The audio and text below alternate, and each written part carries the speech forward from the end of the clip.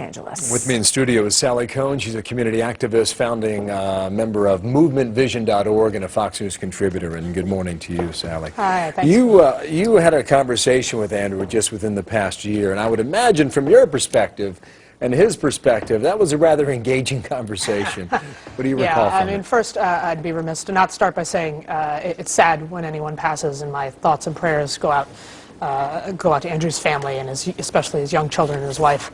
It really is tragic. And, you know, Andrew and I didn't see eye to eye on a number of things. There's no question.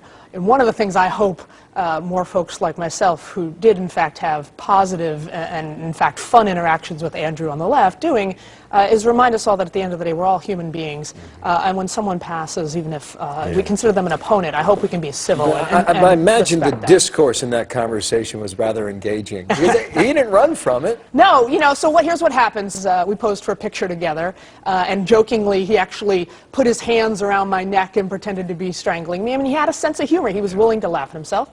And then we sat down together for about an hour and a half and had drinks. And, you know, again, we didn't see eye to eye on everything. But look, I think he was thoughtful. I think he was passionate. I think he was complicated. And also, I think, you know, as much as folks on the other side may have disapproved of him, he actually challenged better at what we do.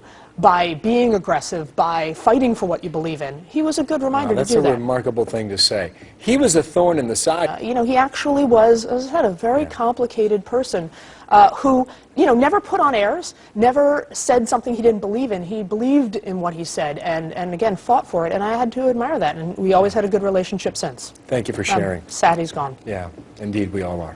Sally Cohn. Thanks, Bill. Arthur.